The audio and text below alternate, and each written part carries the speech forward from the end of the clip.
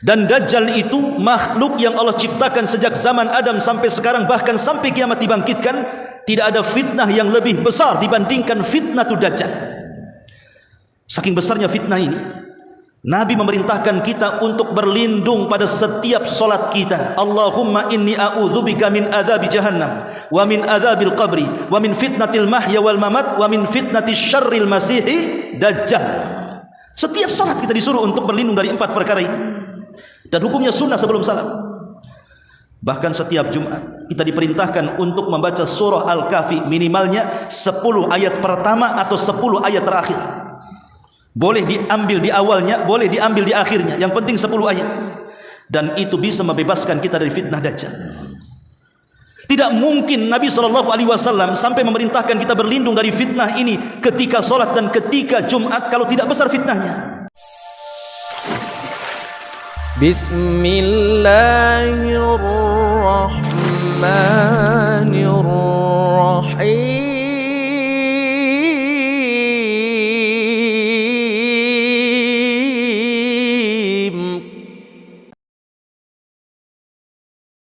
Bayyina lakum wa nukirru fil arhami ma nasha ila ajalin musamma thumma nukhrijukum tifla thumma litablughu ashuddakum wa minkum man yutawaffa wa minkum man yuraddu ila ardalil umuri likaila ya'lama min ba'di ilmi syai'an wa taral arda hamidatan fa idza anzalna 'alaiha al-ma'a ihtazzat wa rabat wa anbatat min kulli zawjin bahij. Allah Subhanahu wa taala berfirman, wahai manusia, jika kamu meragukan hari kebangkitan, sesungguhnya kami telah menciptakan orang tua kalian, maksudnya Adam, dari tanah. Kemudian kalian sebagai keturunannya yang kami ciptakan dari setetes mani, lalu segumpal darah, lalu segumpal daging, baik kejadiannya sempurna maupun tidak sempurna, agar kami jelaskan kepada kalian tanda kekuasaan kami dalam penciptaan. Kami tetapkan kalian dalam rahim apa yang kami kehendaki sampai waktu yang sudah ditentukan. Kemudian kami mengeluarkan kalian sebagai bayi, lalu memelihara kalian hingga mencapai usia dewasa. Di antara kalian ada yang diwafatkan, dan ada pula yang dikembalikan kepada umur yang sangat tua sehingga tidak mengetahui lagi sesuatu yang pernah diketahuinya alias pikun. Kamu lihat bumi ini kering. Jika kami turunkan hujan di atasnya, ia pun hidup dan menjadi subur serta menumbuhkan berbagai jenis tumbuh-tumbuhan yang indah. Ma'asyiral muslimin yang dimuliakan Allah Subhanahu wa taala, ayat ini menjelaskan kepada kita tentang dari mana kita datang. Kita tahu bahwa makhluk yang pertama kali Allah ciptakan adalah Adam alaihi salatu wassalam. Itulah yang disebut dengan Abul Bashar, bapak dari seluruh manusia. Lah dari Adam inilah kemudian Allah Subhanahu wa taala ciptakan pasangannya Hawa. Dari pasangan Adam dan Hawa ini lahirlah keturunannya sampai kepada kita. Tentu dengan proses yang sangat panjang. Dan proses penciptaan itu adalah keajaiban dari keajaiban-keajaiban kuasa Allah Subhanahu wa taala. Dari setetes mani kemudian menjadi segumpal darah, dari segumpal darah kemudian menjadi segumpal daging dan berbentuk manusia. Kemudian ditiupkan ruh di situ. Kemudian baru dilahirkan ke permukaan bumi menjadi bayi yang tidak berdaya. Baru kemudian berproses menjadi remaja, dewasa sampai kepada tua. Kemudian disitulah mengalami kematiannya. Dan itu dijelaskan dalam surah Rum ayat 54. Allah Subhanahu wa taala mengatakan, Allahul ladzi khalaqakum min dha'fin thumma ja'ala min ba'di dha'fin quwwatan thumma ja'ala min ba'di quwwatin dha'fan wa syaiban yakhluqu ma yasha' wa huwal alimul qadir. Allah yang telah menciptakan kalian dari kondisi lemah, Kemudian dia menjadikan kalian sesudah kelemahan itu menjadi kuat. Kemudian dia menjadikan sesudah kekuatan itu melemah kembali. Kemudian menjadi berubah. Dia menciptakan apa yang dikehendakinya, dan dia yang maha mengetahui lagi maha berkuasa. Ma'asyiral muslimin yang dimuliakan Allah Subhanahu wa taala, manusia diciptakan oleh Allah Subhanahu wa taala sebagai makhluk yang paling indah dari seluruh ciptaan Allah Subhanahu wa taala. Dan itu disyaratkan di dalam firman-Nya, laqad khalaqnal insana fi ahsani taqwim. Dan sungguh kami menciptakan manusia itu dalam bentuk yang sangat indah. Tidak ada ciptaan Allah yang Allah ciptakan di permukaan bumi keindahannya melebihi keindahan manusia. Tidak ada. Kita bisa bayangkan saja, Allah Subhanahu wa taala memberikan kepada kita dua kaki. Dan dengan dua kaki itu kita bisa berjalan, dan yang hebatnya saat berjalan bisa seimbang pula. Tidak doyong ke kanan, ke kiri, ke belakang ataupun ke depan. Dan tidak ada ciptaan Allah yang seperti manusia mampu tegap berdiri dalam dua kakinya. Lihat binatang. Sebaik apapun ciptaan Allah kepada binatang, tidak ada satupun binatang yang berjalan dengan tegap dengan kedua kakinya seperti manusia. Sebutkan binatang apa? Tidak ada. Ular dia berjalan dengan perutnya. Kambing berjalan dengan kedua empat kakinya pun tidak tegak. Okelah yang mirip manusia apa? Monyet kan begitu. Tidak juga dia tegap dalam berjalan kan. Dia pasti membungkuk. Dari sini kita tahu bahwa inilah keajaiban ciptaan Allah kepada manusia, di mana Allah berikan kedua kaki dan tegap dalam berjalan dan seimbang. Kuasa siapa ini kalau bukan kuasa Allah Subhanahu wa taala? Bahkan Allah Subhanahu wa taala memberikan kedua mata itu seolah-olah Allah Subhanahu wa taala tahu tentang tata letak yang sesungguhnya saat diletakkan kedua mata pada diri manusia itu. Coba bayangkan kalau seandainya mata manusia diletakkan di depan satu, di belakang satu. Mungkin tidak ada orang jual kacamata itu. Dan ini kan keajaiban Allah Subhanahu wa taala, meletakkan dengan tata letak yang sangat indah dan pas ada di situ. Allah letakkan hidung di situ dan pasnya pula lubangnya mengarah ke bawah. Coba kalau seandainya lubangnya mengarah ke atas, apa tidak sibuk di musim hujan dia mengamankan kedua hidungnya itu, kedua lubang hidungnya itu. Ini sebuah kekuasaan Allah Subhanahu wa taala. Memang manusia itu Allah ciptakan dengan sebaik-baik bentuk, dan tidak ada ciptaan Allah yang lebih indah dibandingkan manusia. Kenapa demikian? Kenapa manusia diberikan ciptaan yang Allah berikan sebaik mungkin dibandingkan makhluk yang lainnya? Itu karena pada manusia itu ada dua unsur. Yang pertama disebut jasmani dan yang kedua disebut ruhani. Dari segi jasmani, kita tahu bahwa manusia diberikan oleh Allah Subhanahu wa taala keindahan bentuk dari segi biologis. Dan dari segi ruhani, Allah Subhanahu wa taala berikan kepada manusia kecerdasan otak untuk berfikir. Dan ini tidak ada pada makhluk yang lain. Tapi tentu masalahnya, jasad dan ruh itu dua hal yang berbeda. Kalau jasad itu memang dicipta dari sebuah materi ataupun benda, sehingga kondisinya tidak akan fana, tidak akan selama-lamanya, pasti ada waktu fananya. Berbeda dengan ruh. Ruh adalah salah satu ciptaan Allah Subhanahu wa taala yang Allah kekalkan atas kehendaknya. Makanya saat Allah Subhanahu wa taala ciptakan ataupun Allah hancurkan alam semesta ini, ada 7 makhluk yang tidak dihancurkan saat kiamat. Salah satunya adalah ruh. Ruh tidak dihancurkan saat kiamat. Dan itu disyaratkan dalam perkataan Al-Imam Al-Barbahari di dalam kitabnya Syarhus Sunnah, bahwa di antara makhluk yang dikekalkan dan tidak dihancurkan serta dibinasakan saat kiamat, salah satunya adalah ruh. Lalu kemana ruh itu saat kiamat dibangkitkan? Kalau ruhnya orang-orang yang beriman maka diletakkan di sebuah tempat namanya Illiyin. Tapi kalau ruhnya orang-orang kafir, saat kiamat itu diletakkan di sebuah tempat namanya Sijjin.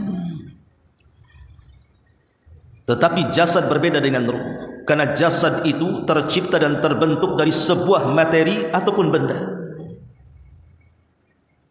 Ma'asyiral muslimin yang dimuliakan Allah Subhanahu wa taala, dan itu kita bisa saksikan dalam kehidupan kita kan. Kalau seandainya ada orang yang meninggal, dicabut ruh dalam jasadnya, jangan 1 bulan 2 bulan jasad itu tidak dikuburkan, 10 hari saja biarkan jasad itu berada dalam rumah. Apa yang terjadi? Maka lama-lama akan terjadi kerusakan, bau busuk yang menyengat dan begitu seterusnya. Ya, karena jasad itu tidak kekal. Yang kekal itu adalah ruh, tentu berdasarkan kehendak Allah atas kekekalannya. Ma'asyiral muslimin yang dimuliakan Allah Subhanahu wa taala, lah di dalam surah yang tadi kita baca, surah Ar-Rum ayat 45 ini, bahwa Allah Subhanahu wa taala menciptakan manusia itu berawal dari kelemahan. Kita lihat bayi yang dilahirkan, pertama bayi dilahirkan itu mata pun tidak bisa memandang, telinga pun belum bisa mendengar, bahkan tangan dan kaki pun belum bisa digerakkan. Tapi dengan berjalannya waktu dari hari ke hari, dari minggu ke minggu, dari bulan ke bulan, mulailah kemudian mata dia bisa memandang, telinga dia mulai mendengar, lisan dia mulai berucap, tangan dan kaki dia mulai bertenaga dan mulai bergerak, sampai kemudian cara berfikirnya pun jalan. Disitulah Allah Subhanahu wa taala berikan pengetahuan, sehingga ketika menginjak remaja kemudian dewasa, maka manusia pun semakin kuat, bahkan di atas kekuatannya, baik fisik atau pikirannya. Tetapi Allah Subhanahu wa taala mentakdirkan manusia akan kembali dalam kelemahannya. Makanya Allah Subhanahu wa taala mengatakan di sini, "Tsumma ja'ala min ba'di quwwatin dha'fan wa syaiban." Kemudian Allah Subhanahu wa taala jadikan setelah kekuatan yang ia miliki menjadi lemah kembali. Bahkan akan terjadi perubahan.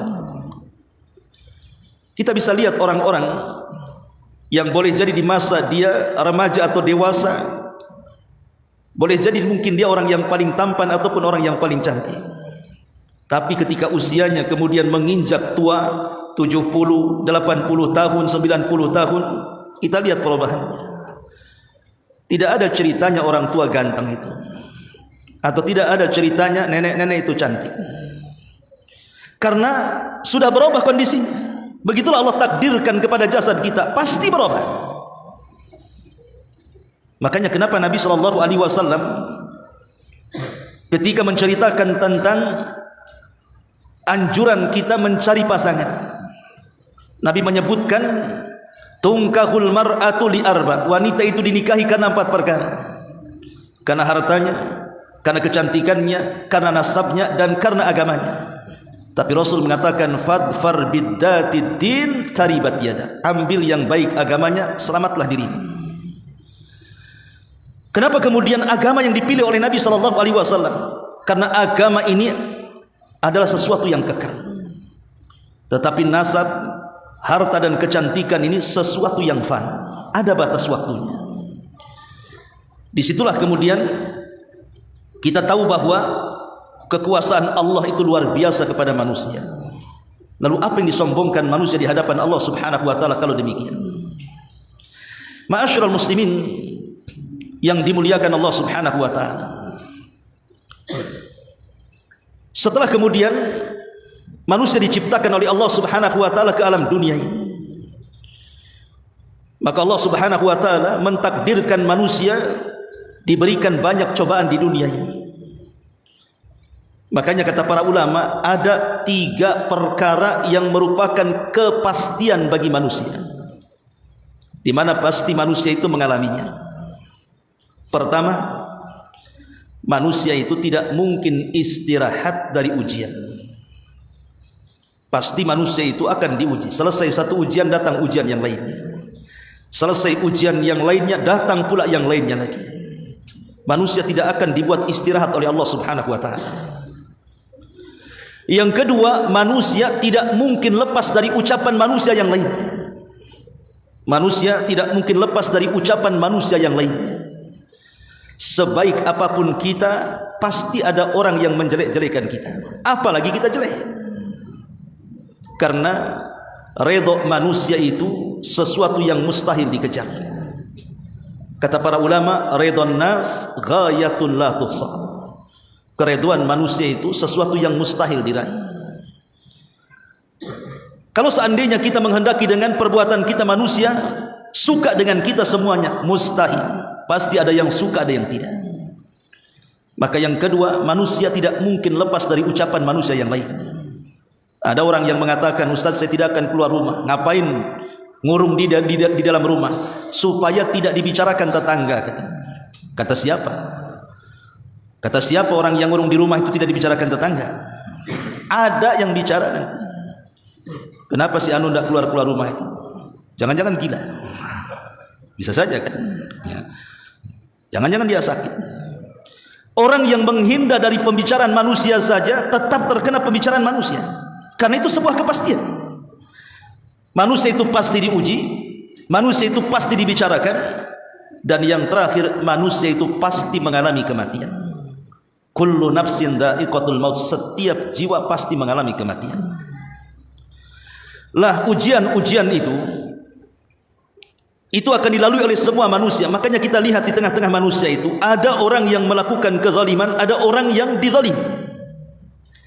Ada orang-orang yang melakukan pembunuhan, ada orang-orang yang dibunuh. Ada orang-orang yang selalu memfitnah, ada orang-orang yang selalu difitnah. Ada orang-orang yang selalu menyakiti, ada orang-orang yang selalu disakiti. Begitulah kondisi dunia. Kondisi dunia itu pasti ada orang baik, ada orang yang tidak baik. Tetapi Allah Subhanahu wa taala bukan berarti membiarkan orang-orang berbuat jahat atau berbuat zalim sekehendaknya mereka berjalan di permukaan bumi. Karena seadil-adilnya pengadilan di bumi tetap tidak akan membawa keadilan. Walaupun di Batam ini ada kantor pengadilan, masuk ke kantor itu tidak dapat keadilannya di situ. Namanya saja kantor pengadilan. Tapi banyak orang-orang yang masuk kantor itu malah keluar dizalimi dia di situ. Karena pengadilan dunia ini sehebat apapun, hatta menegakkan syariat Islam sekalipun, seandainya ada orang yang dibunuh, ada orang yang membunuh kemudian dibunuh, itu saja terkadang belum mencapai tingkat keadilan yang memuaskan. Makanya kenapa qisas itu akan diulang pada hari kiamat. Kata Syekh Utsaimin rahimahullahu taala, kenapa ada pengulangan qisas? Padahal orang yang membunuh di dunia sudah dibunuh di dunia, tapi nanti di akhirat diulang lagi kisahnya, supaya mendapatkan keadilan yang mutlak dan sesungguhnya.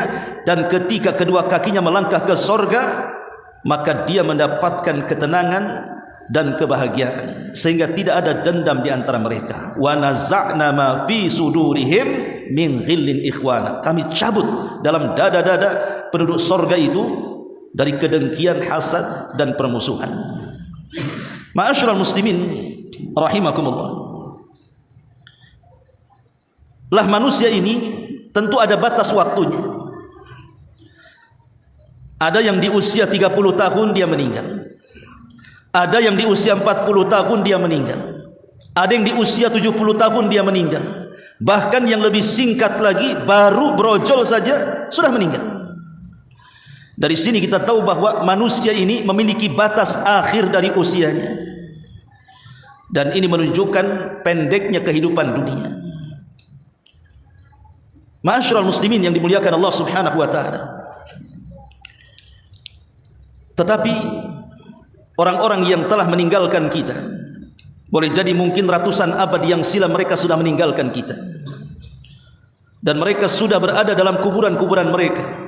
Dan jumlah orang-orang yang ada di dalam kuburan itu kan lebih banyak dibandingkan jumlah orang yang hidup di atas kuburan. Coba bayangkan orang yang meninggal dari sejak zaman Adam sampai hari ini, siapa yang tahu jumlahnya? Tidak ada yang tahu jumlahnya kecuali Allah kan. Artinya orang yang dikubur lebih banyak dibandingkan orang-orang yang di atas kuburan. Tapi yang ingin saya katakan bahwa orang-orang yang di dalam kuburan yang sudah ratusan abad yang silam meninggal dunia sampai hari ini, kiamat tidak kunjung datang. Lalu apa yang mereka lakukan dalam kuburan itu? Sejak zaman Nabi Adam yang meninggal sampai hari ini, loh, kiamat tidak dibangkit-bangkitkan. Maka para ulama mengatakan bahwa manusia ketika meninggal dunia itu kan terbagi menjadi dua kelompok. Ada kelompok yang pertama adalah kelompok yang mati dalam kondisi husnul khatimah. Ada kelompok yang mati dalam kondisi su'ul khatimah. Adapun kelompok-kelompok yang mati dalam kondisi husnul khatimah, baik akhirnya, maka saat dia mati, maka malaikat pun datang dengan baik-baik dan memerintahkan ruhnya keluar dengan pelan-pelan, kemudian mengatakan, ya ayyatuhan nafsu al-mutmainnah irji ila rabbiki radiyatan mardiyah. Wahai jiwa yang tenang, kembalilah kepada Rabb dan engkau akan mendapatkan keridhaan Allah Subhanahu wa taala. Meskipun malaikat maut yang datang kepada kita dengan baik-baik, tapi tetap saja namanya sakaratul maut itu pasti mengalami sakit yang luar biasa, walaupun matinya husnul khatimah. Karena Rasul yang mengatakan, ala wa inna lil mauti la sakarat. Ingatlah, dalam kematian itu ada sakaratnya, ada rasa sakit yang tidak ada yang tahu kecuali Allah Subhanahu wa taala. Lalu kalau begitu, apa bedanya rasa sakit yang dialami orang-orang yang beriman saat kematian dengan rasa sakit yang dialami orang-orang kafir saat kematian? Syekh Ali Bassam rahimahullahu taala dalam kitabnya, beliau mengatakan, adapun seseorang yang beriman, dia merasakan sakit saat kematian, boleh jadi rasa sakit yang dialaminya itu sebagai penggugur dosa terakhir bagi dia. Jadi rasa sakit yang dialami orang-orang yang beriman saat kematian boleh jadi itu penggugur dosa akhir bagi dia. Tapi rasa sakit yang dialami orang kafir saat kematian boleh jadi itu muqaddimah azab bagi dia, muqaddimah daripada azab Allah Subhanahu wa taala bagi kematian orang kafir. Lah orang-orang yang mati husnul khatimah itu, kemudian ketika dimasukkan ke liang lahat, kemudian dipendam oleh orang-orang yang dicintainya, sebenarnya dia masih mendengar suara terompah orang-orang yang mengantarkannya, sampai sayup-sayup akhirnya meninggalkan ke gerbang kuburan, kemudian hilang entah kemana. Saat itulah dua malaikat Munkar dan Nakir datang, kemudian memberikan tiga soalan: siapa Rabbmu, siapa Nabimu, dan apa agamamu. Tapi karena dia meninggalnya husnul khatimah, maka dia sanggup menjawab. Ketika dia menjawab dengan benar itulah kemudian Allah Subhanahu wa taala mengatakan, ang sadaqa abdi, hambaku telah benar. Kalau begitu, bukakan pintu sorga kepada dia, hantarkan wewangian dari sorga kepada dia, hantarkan makanan, minuman, pakaian dari sorga kepada dia, dan bentangkan kuburannya sejauh mata memandang. Kemudian datanglah orang yang sangat indah sekali bentuknya, sangat santun bicaranya, kemudian mengajak bicara dan ngobrol. Akhirnya setelah lelah letih ngobrol, orang ini mengatakan, nim naumatal arush, tidurlah seperti tidurnya pengantin. Tidur pengantin tentu beda dengan tidur yang bukan pengantin. Tidur pengantin itu kan tidur tak berasa bahasanya, karena indah segalanya. Sudah subuh rasanya jam 1 saja. Artinya tidurnya pengantin itu tidak terasa karena kenikmatan yang selama ini dia akan peroleh dalam kuburannya. Makanya walaupun matinya sejak zaman Adam sampai hari ini, kiamat tidak dibangkit-bangkitkan, maka mereka tidak berasa berada di kuburannya, karena mereka ditidurkan seperti tidur pengantin. Mereka akan mendapatkan apa yang disebut dengan nikmat kubur. Tetapi orang-orang kafir, orang-orang munafik dan orang-orang fasik, orang-orang yang menumpuk dosa, orang-orang yang mati su'ul khatimah, tentu akan berbeda saat kematiannya. Makanya Nabi SAW sampai mengistilahkan kematian orang-orang kafir itu seperti seseorang membawa safud. Safud itu semacam pisau yang bengkok, bahasa kitanya cerulit. Kemudian cerulit ini dipendamkan di sebuah bulu-bulu kambing wol yang sangat tebal, dimasukkan ke dalam bulu itu. Kemudian bulu itu disiram dengan air, maka bulu-bulu itu akan lengket di cerulit tadi, kemudian dicabut dengan cara paksa. Apa yang terjadi? Tentu akan merontokkan setiap bulu-bulu kambing itu. Begitulah Nabi SAW mengibaratkan kematian orang kafir. Maka dia akan merasakan rasa sakit yang luar biasa, seolah-olah seluruh persendian otot remek dan juga hancur dibuatnya, dan dia menjerit kesakitan yang tidak ada yang tahu rasa sakitnya kecuali Allah Subhanahu wa taala. Lah saat kemudian orang ini dimasukkan ke dalam kuburan, dia masih mendengar orang-orang yang menghantarkannya. Suara terompah-terompah orang yang menghantarkannya masih mendengarkannya sampai kemudian hilang. Disitulah datang Munkar dan Nakir membentak dengan bentakan bak halilintar dan mengatakan, man rabbuk, siapa Rabb, wa man nabiyuk, siapa nabimu, wa madinuk, apa agamamu. Dia tidak bisa menjawab dan mengatakan, ha la adri, aku tidak tahu, aku tidak tahu. Ketika itu maka dia dipukul dengan gada yang kata Rasul, kalau gada ini diletakkan dan dipukulkan di gunung Uhud, maka cukup menghancurkan Uhud. Saking dahsyatnya pukulan itu. Maka dia pun akhirnya disiksa sampai kiamat dibangkitkan. Maka orang yang kafir sejak zaman Adam sampai hari ini, maka mereka tersiksa hidupnya sampai kiamat dibangkitkan. Kalau saya boleh analogikan seperti ini, ada dua anak remaja yang sedang pacaran, berdua-duaan di kegelapan, gak peduli dia mau sejam, 2 jam, 3 jam, 4 jam, 5 jam sampai subuh pun gak peduli. Kenapa? Karena bagi dia itu sesuatu yang sangat indah. Tapi coba kalau seandainya kita lihat orang yang sakit, terbaring di rumah sakit. Tidak ada orang sakit kerasan di rumah sakit itu minta sama dokter, dok tambah 1 bulan lagi, nggak ada ceritanya. Orang sakit itu ya sehari bagikan sebulan, sebulan bagikan setahun. Sama dengan orang-orang yang dibalik jeruji penjara atau dibalik tembok derita. Gimana rasanya?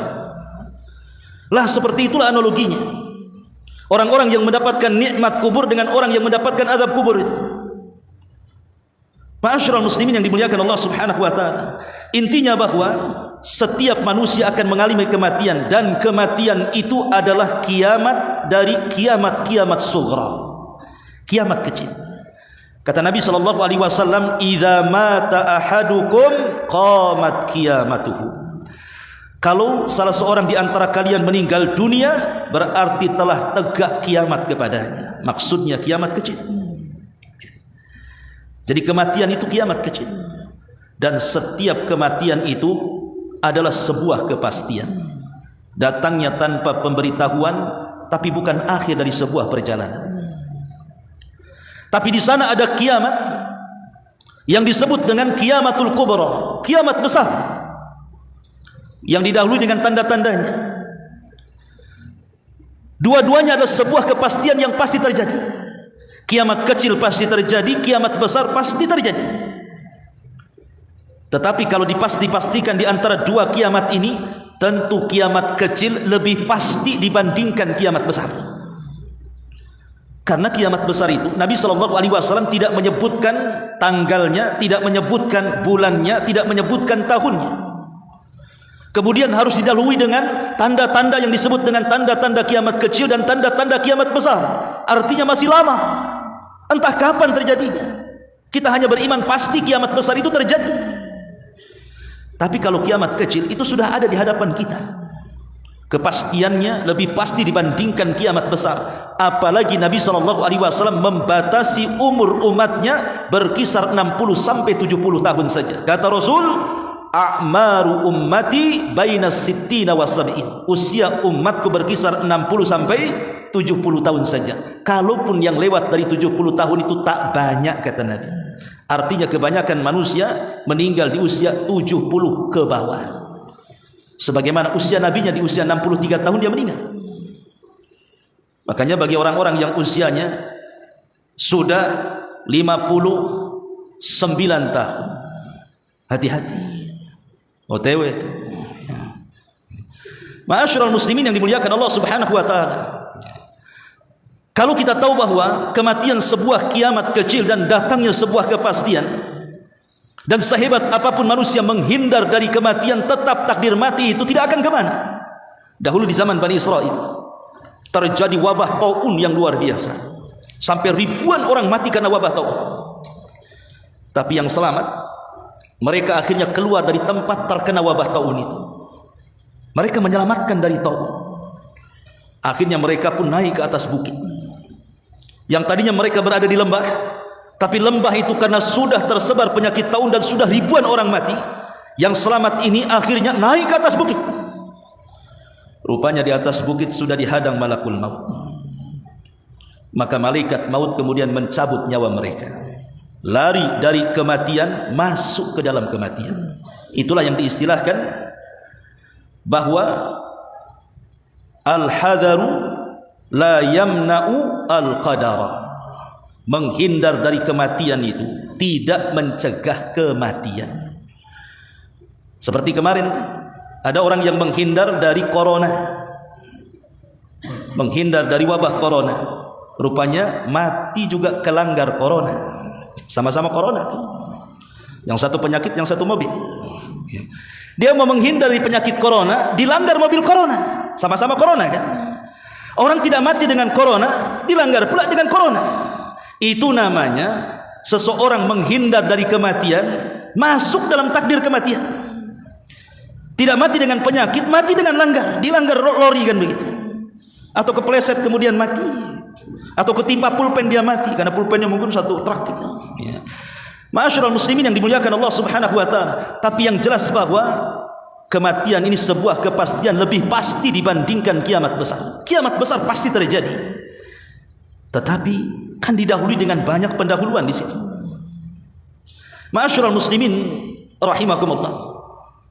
Adapun kiamat besar, maka sebagaimana yang saya katakan tadi, dilalui dengan dua tanda-tanda.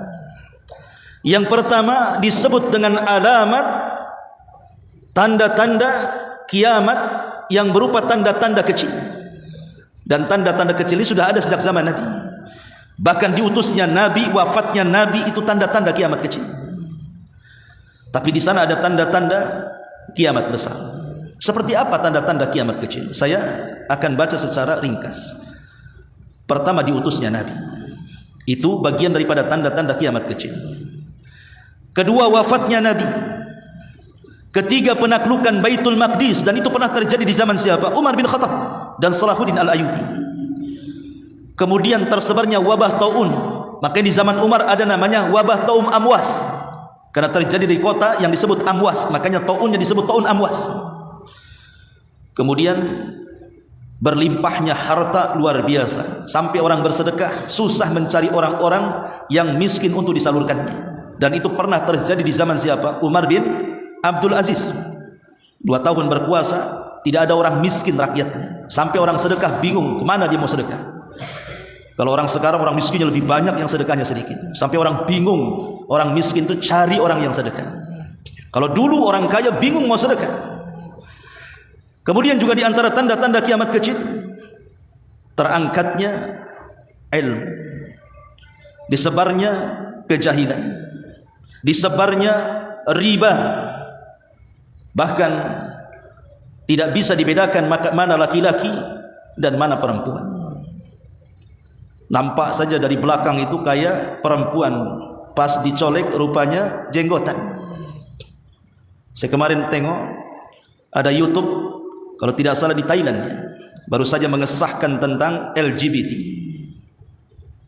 Itu yang lagi pelukan itu dua-duanya jenggotan tuh. Na'udzubillah tsumma na'udzubillah. Itu pekerjaan kaum Lut, ikhwatu fiddin. Bentar lagi turun azab kepada mereka. Ataupun banyaknya fitnah di mana-mana. Seperti umpamanya peperangan antar kaum muslimin dengan kaum muslimin yang lainnya. Di zaman Nabi tidak ada orang Islam membunuh orang Islam. Di zaman Abu Bakar tidak ada orang Islam berperang dengan orang Islam. Di zaman Umar juga tidak ada. Baru terjadinya peperangan antara Islam dengan Islam itu setelah wafatnya Utsman. Ketika pada masa kekhilafan Ali bin Abi Thalib, di situ banyak terjadi peperangan. Ada namanya perang Siffin, perang kubu Muawiyah dengan kubu Ali. Ada namanya perang Jamal, perang kubu Muawiyah, kubu Ali radhiyallahu an melawan kubunya Aisyah, Zubair dan Talha. Ada di sana namanya perang Nahrawan, tapi Nahrawan ini melawan orang-orang Khawarij. Jadi di zaman Khalifah Ali, makanya kalau kita bercerita tentang biografi Ali itu, dari mulai dia menjabat menjadi khalifah sampai kematiannya hanya perang. Tidak ada lagi. Bahkan Ali pun terbunuh ketika dia hendak melaksanakan salat subuh. Siapa yang membunuhnya? Abdurrahman ibn Mulzam, orang yang hafal Quran. Abdurrahman bin Mulzam itu hafal Quran dan dia sangat cinta dengan Quran, tapi membunuh Ali atas nama Al-Quran. Na'udzubillah. Sama dengan Utsman juga, dibunuh oleh kelompok Sabaiyah. Kelompok Sabaiyah bukan orang kafir, mereka orang Islam. Anak-anak muda dari Kufah, dari Basrah, kemudian juga dari Mesir, mereka berkumpul. Tiba-tiba kemudian datang ke kota Madinah, mengepung rumah Utsman ketika Utsman sedang berpuasa dan membaca Quran. Tiba-tiba dibantai dengan cara sadis. Kemudian mereka mengatakan sambil mengalungkan Al-Quran di lehernya, inna hadha amara bihadha ala man la yu'min bihadha, katanya. Sesungguhnya ini, sambil ini umpamanya Quran digantungkan seperti ini, sesungguhnya ini maksudnya Al-Quran, memerintahkan untuk membunuh kamu karena engkau tidak percaya dengan Quran. Karena itu ketika membunuh Utsman mereka mengatakan seperti itu, inna hadha amara bihadha ala man la yu'min bihadha, katanya. Sesungguhnya Al-Quran ini memerintahkan untuk membunuh kamu karena engkau tidak yakin dengan Quran, katanya. Subhanallah, Utsman itu satu di antara 3 manusia satu dunia yang pernah menghatamkan Al-Quran dalam 1 rakaat sholat. Utsman, dia pernah sholat witir 1 rakaat, dia hatamkan Quran di sholat witir. Sampai-sampai Utsman bin Affan mengatakan, kalau seandainya hati-hati kalian bersih, maka kalian tidak akan kenyang untuk membaca Al-Quran, katanya. Utsman adalah pakarnya Quran. Kenapa orang-orang ini mengatakan membunuh Utsman atas nama Quran? Nah, ini tanda-tanda kiamat. Perang antar muslim dengan muslim yang lainnya. Dan kita lihat hari ini kan, kita lihat hari ini bukan saja berperang antar kelompok, antar negara kan begitu, antar keluarga, gara-gara rebutan waris, bunuh-bunuhan. Gara-gara tersinggung dengan tetangganya, bunuh-bunuhan. Suami bunuh istrinya. Sampai saya lihat YouTube tadi itu, ada seorang suami tega bunuh istrinya, dicor hidup-hidup sampai mati. Na'udzubillah. Nah, ini kan terjadi gara-gara utang piutang, bunuh-bunuhan. Gara-gara tersinggung ucapan, bunuh-bunuhan. Sekarang mudah orang membunuh itu. Dan itu tanda-tanda kiamat. Kata Nabi SAW, wa yakthur al-haraj. Ketika banyak haraj, sahabat mengatakan, apa itu haraj? Maka Rasul mengatakan, al-qatlu, pembunuhan di mana-mana. Sampai Rasul mengatakan, al-qatil la yadri fima qatal wal maqtulu la yadri fima qutil. Orang yang membunuh bingung kenapa dia bisa membunuh. Orang yang dibunuh makin bingung kenapa aku dibunuh. Nah, itu di akhir zaman kayak gitu. Ma'asyiral muslimin wal muslimat rahimakumullah. Dan banyak lagi tanda-tanda kiamat kecil ini. Lah, di sana ada tanda-tanda kiamat besar. Tentu dimuqaddimahi dengan munculnya Al-Mahdi Al-Muntadhar, Imam Mahdi yang ditunggu-tunggu. Dan Imam Mahdi yang ditunggu-tunggu sampai hari ini belum muncul. Jangan percaya dengan orang-orang yang ngaku Imam Mahdi. Dulu ada ya, orang Medan atau orang mana yang ngaku Imam Mahdi yang dibaiat. Orang mana? Orang Medan atau orang mana? Orang Medan ya. Masya Allah. Padahal Imam Mahdi itu keturunan Nabi. Dibaiat di antara rukun di sekitar Ka'bah. Ini dibaiat di Medan pula. Imam Mahdi dari mana? Dari Hong Kong. Banyak orang ngaku Imam Mahdi. Bahkan seorang wanita aja ngaku Imam Mahdi. Imam Mahdi itu laki-laki. Kenapa di Indonesia wanita ngaku Imam Mahdi pula? Lia Eden. Lah, ini tanda-tanda kiamat besar itu dimuqaddimahi dengan khurujul Mahdi, munculnya Imam Mahdi, dan akan dibaiat di antara rukun Hajar Aswad dan rukun Yamani. Ketika pembaiatan ini terdengar ke Syam, datang pasukan berbendera warna hitam. Kemudian bergerak dari Syam menuju kota Mekah hendak membunuh Al-Mahdi. Tapi di antara Mekah dan Madinah ada satu tempat namanya Baida. Disitulah terjadi gempa. Akhirnya pasukan ini diperosokkan oleh Allah ke dalam perut bumi dan dikubur hidup-hidup. Jadi kalau ada orang ngaku Imam Mahdi, harus ada peristiwa orang-orang yang akan membunuh Imam Mahdi yang terperosok ke bumi di satu tempat namanya Baida. Kalau ini terjadi, betul dia Imam Mahdi. Kalau belum terjadi, ada orang yang ditenggelamkan di Baida oleh Allah Azza wa Jalla karena niat membunuh Imam Mahdi, maka ketahuilah itu Mahdi gadungan. Baru setelah Al-Mahdi Al-Muntadhar, disinilah munculnya Dajjal. Dan Dajjal itu makhluk yang Allah ciptakan sejak zaman Adam sampai sekarang, bahkan sampai kiamat dibangkitkan. Tidak ada fitnah yang lebih besar dibandingkan fitnah tu Dajjal. Saking besarnya fitnah ini, Nabi memerintahkan kita untuk berlindung pada setiap solat kita. Allahumma inni a'udzubika min adzabi jahannam wa min adzabil qabri wa min fitnatil mahya wal mamat wa min fitnatis syarril masihi dajjal. Setiap solat kita disuruh untuk berlindung dari 4 perkara ini. Dan hukumnya sunnah sebelum salat. Bahkan setiap Jumat kita diperintahkan untuk membaca surah Al-Kahfi minimalnya 10 ayat pertama atau 10 ayat terakhir. Boleh diambil di awalnya, boleh diambil di akhirnya. Yang penting 10 ayat. Dan itu bisa membebaskan kita dari fitnah Dajjal. Tidak mungkin Nabi SAW sampai memerintahkan kita berlindung dari fitnah ini ketika solat dan ketika Jumat kalau tidak besar fitnahnya. Makanya Rasul mengatakan tidak ada satupun Nabi kecuali memperingatkan umatnya tentang fitnah Dajjal. Nuh mengatakan kepada umatnya, hati-hati kalian dengan Dajjal. Ibrahim mengatakan kepada umatnya, hati-hati kalian dengan Dajjal. Nabi Syuaib mengatakan kepada umatnya, hati-hati kalian dengan Dajjal. Seluruh para nabi, kata Nabi SAW, ma min nabiyyin illa anzara ummatahu an fitnati Dajjal. Tidak ada satupun nabi, kata Rasul, kecuali memperingatkan umatnya tentang bahaya fitnah Dajjal, termasuk Nabi. Terkadang Nabi itu kalau sedang duduk-duduk dengan sahabatnya cerita tentang Dajjal. Terkadang kalau Nabi berkhutbah Jumat cerita tentang Dajjal. Kalau Nabi sedang berjalan menuju peperangan cerita tentang Dajjal. Banyak sekali Rasul itu menceritakan tentang Dajjal di hadapan para sahabatnya. Sampai sahabat karena seringnya Rasul bercerita Dajjal itu sampai ketakutan. Sampai menyangka bahwa Dajjal itu ada di kebun-kebun kurma Madinah. Saking seringnya Rasul bicara tentang Dajjal itu. Kenapa Rasul terus bicara tentang Dajjal? Karena Dajjal itu akan muncul kalau sudah tidak dibicarakan lagi. Kalau satu dunia sudah tidak membicarakan Dajjal, disitulah Dajjal muncul. Baru kemudian setelah Dajjal muncul, maka di sana tanda alamat yang kedua, nuzulu Isa bin Maryam, turunnya Isa bin Maryam dari langit kedua kalinya. Bukan untuk menyebarkan syariatnya, tidak. Isa ini diperintahkan oleh Allah untuk membunuh Dajjal. Karena Dajjal tidak mungkin dibunuh kecuali oleh seorang nabi.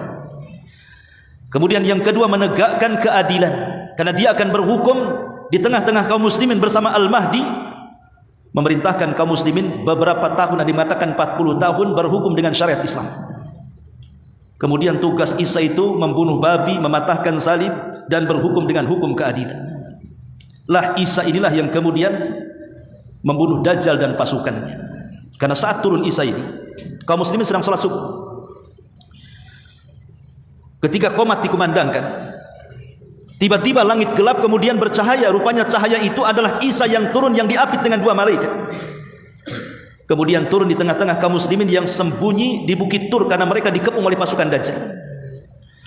Saat qomat dikumandangkan, maka Al-Mahdi mengenali Isa tentu dengan ciri-ciri yang pernah didengar dari Nabi SAW. Dari hadis-hadis Nabi SAW tentang sifat-sifat Isa. Makanya Al-Mahdi mengatakan, taqaddam ya ruh Allah, silahkan wahai ruh Allah, kau jadi imam. Tapi Al-Mahdi mengatakan tidak, setiap kaum itu ada imamnya, kau saja yang imam. Akhirnya kemudian Imam Mahdi pun mengimami salat subuh dan Isa menjadi makmum di belakangnya. Makanya turunnya Isa ini sebagai bantahan kepada orang Yahudi yang mengatakan, qatalnal masih ibn Maryam, kami sudah membunuh Isa bin Maryam, dia belum mati, dia turun di akhir zaman. Juga bantahan kepada orang-orang Nasrani yang mengatakan, innallaha thalithu thalatha, Allah itu satu di antara 3 Tuhan, salah satunya Isa itu satu di antara 3 Tuhan.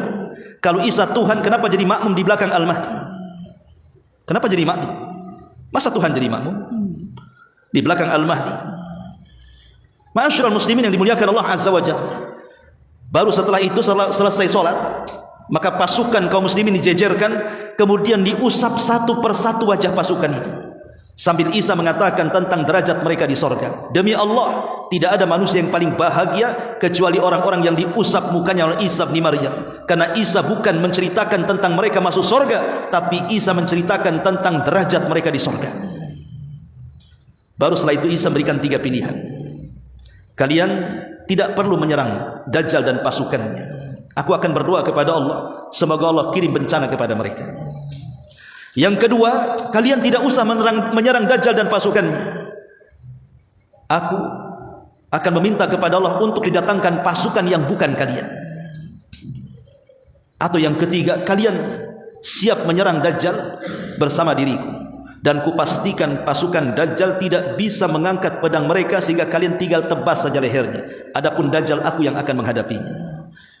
Maka pasukan Al-Mahdi memilih yang ketiga, jihad. Akhirnya mereka turun gunung, kemudian membantai orang-orang Yahudi, dan Isa membunuh Dajjal.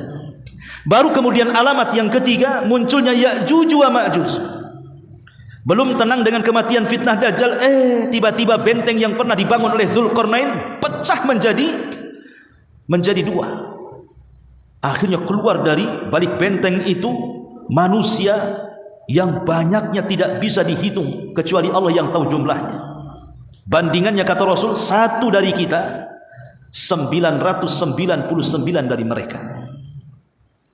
Makanya Allah mengatakan kepada Isa, jangan kau perangi mereka, karena mereka kaum yang tidak bisa diperangi dan tidak bisa dibunuh. Sebaiknya kau Isa dan pasukan yang tersisa sembunyi lagi di Bukit Tur. Ma'asyiral muslimin yang dimuliakan Allah Azza wa Jalla, tentu setelah itu kita akan masuk kepada kehidupan akhirat. Itulah sebagai pertanyaan, dari mana kita datang, di mana kita sekarang, dan kemana kita akan pulang. Ma'asyiral muslimin yang dimuliakan Allah Azza wa Jalla, ini diantara kajian singkat tentang renungan 3 soalan. Subhanallah bihamdika asyhadu an la ilaha illa anta astaghfiruka wa atubu ilaik. Allahu ta'ala alam. Assalamualaikum warahmatullahi wabarakatuh.